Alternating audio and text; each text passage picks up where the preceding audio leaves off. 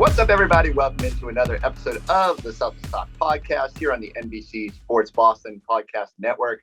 I'm in the grieving room here at the NBC Sports headquarters in Needham. Boxes of tissues strewn about as I lament the loss. I'm making it sound more dire than it is, but the torn meniscus for Robert Williams that has sort of changed everything about how we're feeling about the Boston Celtics right now. So Brian Robb from MassLive, I had to get your I don't know if you can talk me down or just tell me that I have every right to maybe grab another box of tissues. How are we feeling in the aftermath of the Robb news as we sort of assess what is ahead for the Boston Celtics? I think we should first go to Doc Rivers' famous quote about, this starting five has never lost a playoff series. I think that's what we're going to default to here. That was the first initial reaction from seeing this injury. It's a situation where, is it a huge surprise that he got hurt? Like, unfortunately, no. No. But we don't need to start there. I'm just saying this was it was a great year for Robb Williams, even with this injury emerging here, and the fact that he could still come back. It's just it sucks. Durability has always been his biggest question mark, and he's been playing 30 minutes per game and had played a really impressive stretch throughout this run and pretty much had missed no time. And then, just one of those fluky things where it hurts a lot, but there is, Ime Udoka leaving some light at the end of the tunnel here with his remarks on Monday. I want to go to you in terms of how you're interpreting that. But to me, you have that out there, and guess what? You traded for Daniel Tice, so the season's not totally lost in my mind. But for you, I want to go to you first on Ime's comments. Are you buying this? Do you think there's a realistic chance that he does not have the full repair, and might have the window being open for a return this season? I think Robb himself tweeted something. Someone tweeted at him, quick comeback for my guy Robb or something. He kind of echoed it. There's always the possibility. My fear is when you're talking about a big man like Robb, whose whole game is predicated on explosiveness and being able to maximize his athleticism. Rushing back from a meniscus tear is probably not the ideal path. And I do think it opens up the possibility of where, I'm not a doctor. I don't know how much worse you can make it, but I fear that the reward might not be worth the risk. And one thing I've sort of settled on as I assess this sort of situation the Celtics have found themselves in is that the last 10 weeks have shown us how good it can be. The as Marcus Smart put it, the rainbows amid the storm that now moves in. But before this last, say, 5 of the last 10 weeks, no one had the Celtics pegged for championship contention this year. That sort of has emerged because of how dominant they've been. Do you want to sacrifice potentially 4 or 5 years of that on the hope that you rush Robb back and he somehow finds magic and is not rusty and is ready to dive into a playoff series potentially against a Giannis or an Embiid?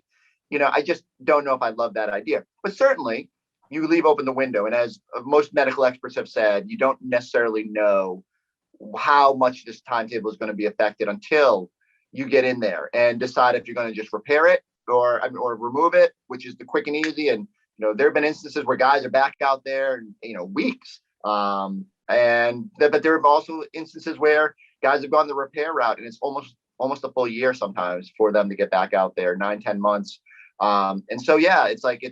It's daunting that Celtics might not have Robb Williams for a considerable stretch here. And it's just going to be more of the same of not having your core. I was thinking about this today because I asked Marcus last night. I was like, do you ever just sit here and think the team is a little bit snake bitten? Because, all right, think about just Marcus's tenure. Even before, so Isaiah's hip. Yep. Then Marcus gets injured. Then Hayward and Irving. Then Marcus gets hurt again in that season. The bubble with Kemba's knee and Gordon's foot. And it's always been something. Last year, Jalen goes down before the play. I know how every team is affected by health, but is it fair to be like, man, for a team with a leprechaun for a logo, is this team somehow cursed with these injuries? Certain seems like in this last at least half decade, you just went through them right there. And I didn't even say anything about KG's. I know, right? Yeah, that's true. Yeah, KG 2009. I mean, at least, yeah. We think like so. Part of me, for that reason, kind of thinks like maybe you do risk it a little bit now for the Rob, for like the present, in the standpoint. Here's where I'm coming from that. One, for Rob's sake and for the team's sake, he has that extension locked up already. So that's kind of nicely taken out as an X factor there. If you didn't have that extension, it's like, yeah, you have to play it super safe here if you're Rob. You can't risk anything. You at least rewarded him already. You have that to fall back on, even though I know there's some incentives involved that fair. No, that's completely fair. And then number two, and I mean, honestly, I mean, what will tell the tale is, like I said, they're going to get in there. If it's obvious that he needs to repair, they're going to give him a repair. And the question is, what's the risk reward? You know, how much they're willing to weigh from, you know, Rob's side, from his management side, and the team side.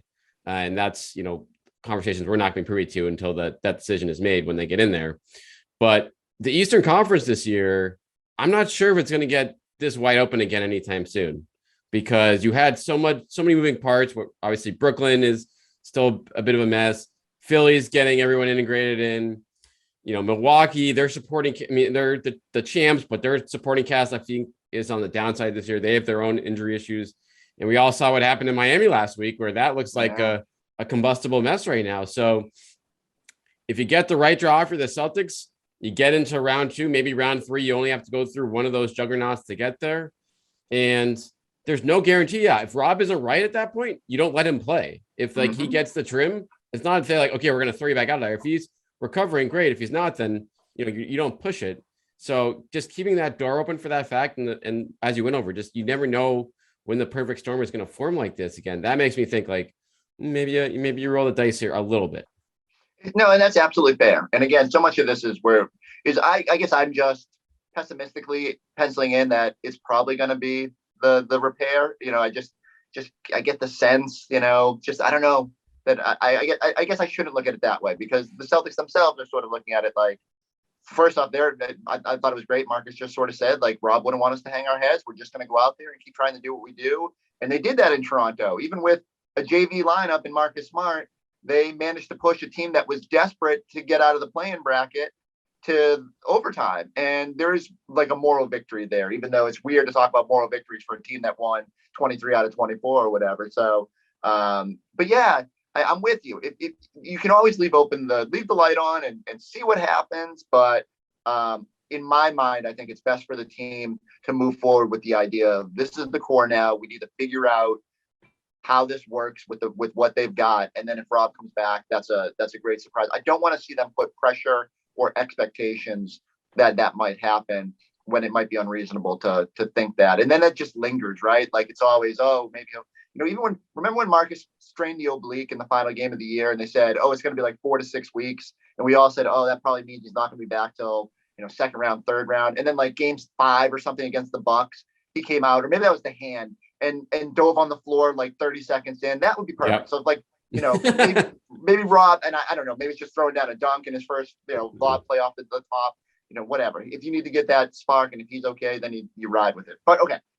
Let's go my pessimistic universe. What do the Celtics do? What are the answers here to try to get by? I think getting out of that 1-2 spot. I mean, are you talking about seeding? Or are you talking about filling? Yeah, no, all around. Yeah. So let's start with the seeding. Personnel how do you play out the end of the year? I need all the answers, B-Rob. Yeah. All right. So let's go step by step. Let's start with the seeding. I think you get to the 3-4. You call off the. I know Brooklyn doesn't look that scary right now. I just still don't want to mess with that when no matter what, you're not going to have Rob Williams in that first round. We know how much of an impact he is in that series. Mm-hmm. And instead of him trying to hold the fort down against, Durant and Kyrie in mismatches, having Tice in that situation, like that's a tough ask. So to me, when you look at that, and you look at the fact that I do think there's something to be said now where you don't have to bubble wrap everyone on this roster, but making sure you certainly can't avoid any other injury to any of your starters regardless now. So, and that makes an easier decision. Where you're like, yeah, those guys are going to play. It's not like you're going to be throwing games. I'm just saying I'm not putting my foot on the gas anymore. Right. And you have enough of these games where you probably are not going to have to, try very hard to fall down to that 3 or 4 spot based on how tight things are. So yeah, give me Chicago. Give me Cleveland. Give me Toronto after, they could barely beat the JV Celtics the other night. We'll see if everyone can travel to Toronto. That'll be another question to come into play. But I think they'll be able to have a better answer to that question as well in the next few weeks when, everything becomes more clear in terms of how things are selling that bottom half of the Eastern Conference. All right, let's stick with the seeding for a second. Then we'll go to the personnel side and how they manage that. Part of me says that I would prefer they push because I think home court advantage becomes even more critical to whatever success they have. Because what we know about the playoffs is that role players play better at home. If you're going to lean on Grant Williams and Daniel Tice and Derek White to thrive, then you're probably better off starting series at home. So are you willing to take the threat of Brooklyn if it means you'll have home court through at least round one, and then you figure out round two and maybe even round three if you push hard and get that first seed? I think some of that's going to take care of itself organically. The Celtics come out inspired tomorrow night, again, Wednesday night against the Miami Heat, and sort of put themselves in that pole position. Then maybe it filters out like that. But like you said, if you get to that Memphis game and if you downshift a little bit and play Sam Hauser, although Sam Hauser, I've never seen a sweeter looking 3-point shot, and maybe that's not the path to go. Maybe throw Stauskas out there. You lose the benefit of home court after the first round, but you just let the bracket play itself out, and maybe Brooklyn does upset somebody in there, and then it throws it off anyway. So, I don't know. I think that part will take care of itself organically. Let's touch on the Toronto thing really quick. Do you think teams are going to start jockeying? Like, it's as weird as it 100%. Yeah. And I mean, we'll see. But it's at the same time, though, it's like you can try jockeying, but you really can't do anything till that last week of the season here because everything is so tight right now where it's like, what are you jockeying for? You don't even know that the range is way too wide. So for now, I mean, I think that's why Ime I imagine, and I think most of these coaching staffs, until you get to that last week of the season, I think it's gonna be like, hey, let's play hard. And we talked about this a few weeks ago when they went on that West Coast trip. You get your work done ahead of time. Yeah. You put yourself in position to make those decisions as opposed to having to react to what everyone else is doing. I think that will probably be ultimately what they do in this next week. And then for that final week, that road trip to Chicago, Milwaukee, Memphis, as we figure out, as those teams in the bottom half of the conference start to separate themselves there, I think that's when we'll really start to see, okay, what are the real intentions here? How all these teams will probably start showing their cards in terms of what they really want there. Having now gone to the Great White North, I can tell you that part of the fear is that right now Canada has testing requirements to enter and the US has them for returning.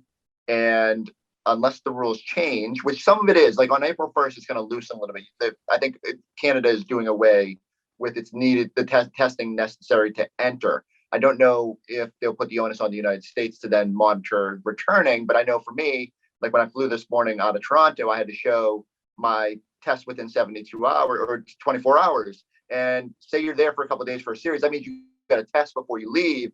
And if you test and you are positive, you have to be quarantined in Toronto for 10 to 14 days, I believe it is. So, like, that's a real wild card in all this. All of a sudden, like, not only the NBA ramifications of a positive test, which have loosened, but now, like, you're talking about affecting not only a series, but an entire probably playoff run. And so I get the leeriness there. And I do think teams will have to just, like, put some consideration into that. It's wild that, again, that's just this weird wild card that you could never imagine pre-pandemic that we would be talking about when it comes to deciding how playoff series will play out.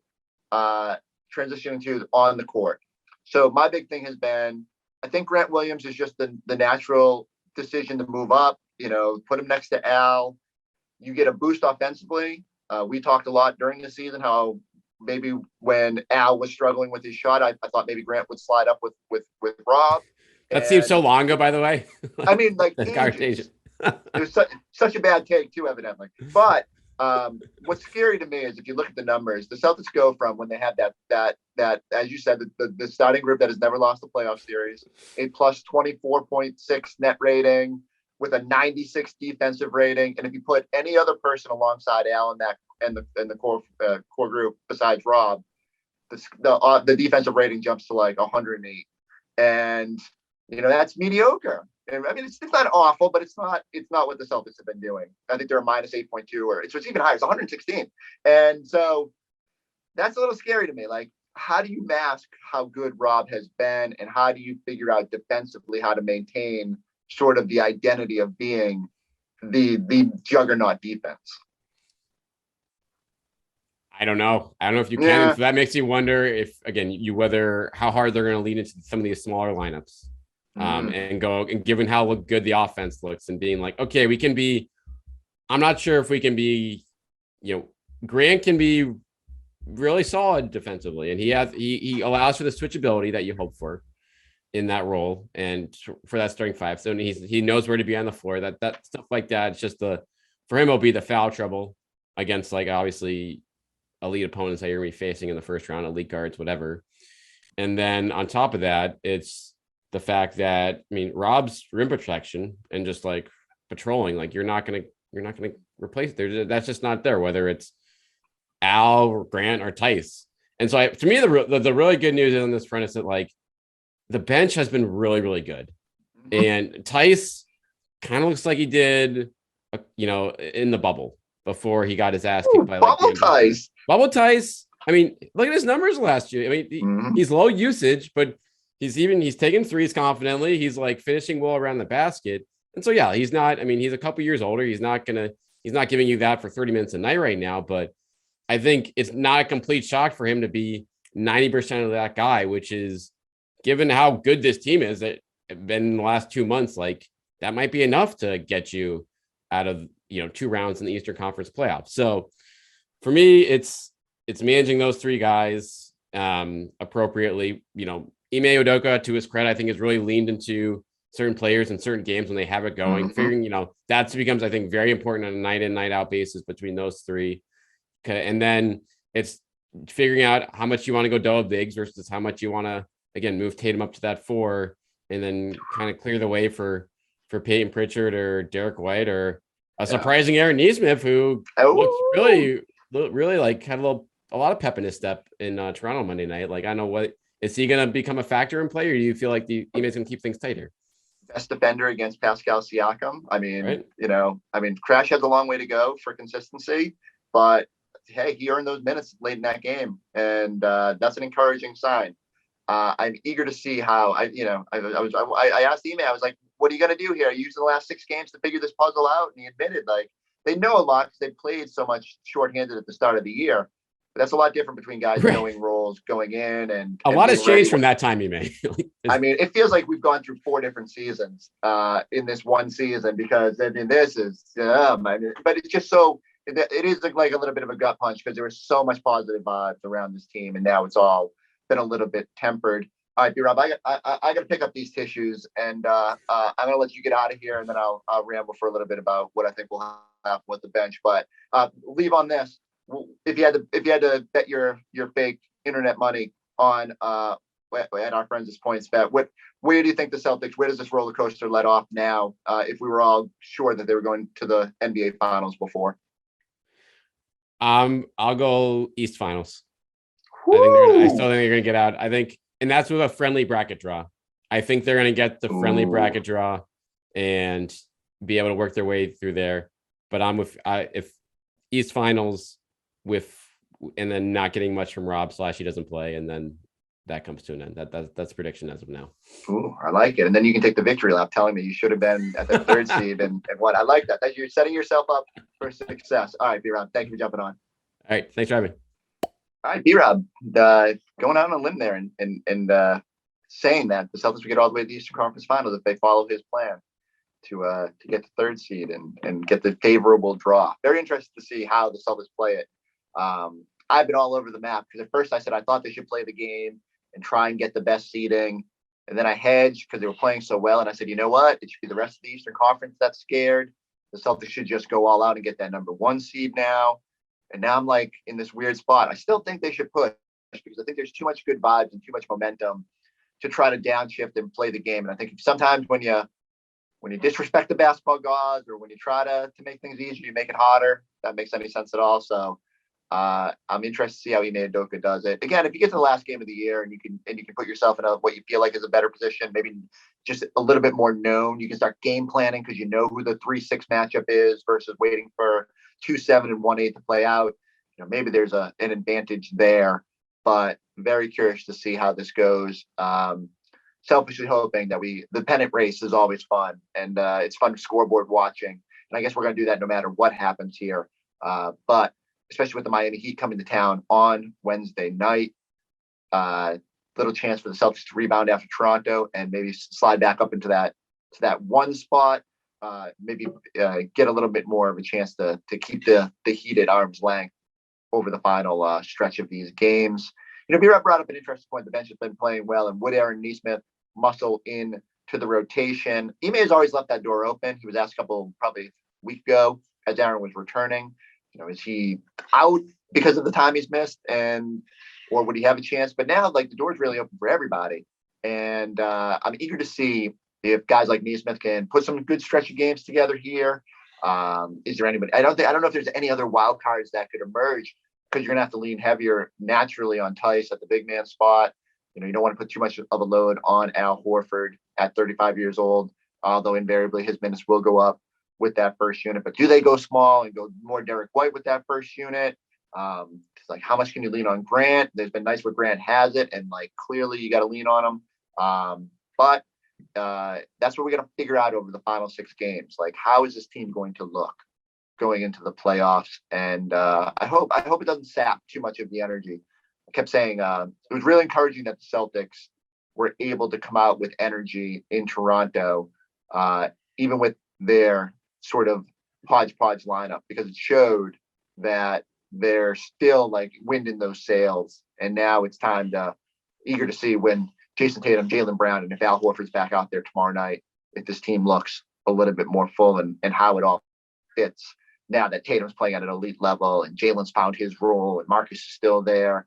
Does the absence of Rob Williams loom quite as large as it seems based on the production of those groups with players missing earlier in the year? I need everybody to check out our coverage on Wednesday night, Celtics versus Heat. Got an hour-long pregame show. We got early edition coming to you. Get up, just click that TV over at NBC Sports Boston nice and early. Trenny, I believe, will be over at the Garden with us doing early edition, an hour-long pregame, taking you up to the big Celtics Heat showdown. A chance to continue the push for the potential number 1 seed in the Eastern Conference. Go subscribe on your favorite podcasting platform. Check us out on the YouTube page, and just buckle up, because there's going to be a lot of these Celtics Talk podcasts coming as we rumble through the end of the season and into the playoffs, however deep you will plan to go. If you're B-Rob, there's going to be a lot of Celtics Talk podcasts. So we'll catch you next time on the Celtics Talk podcast.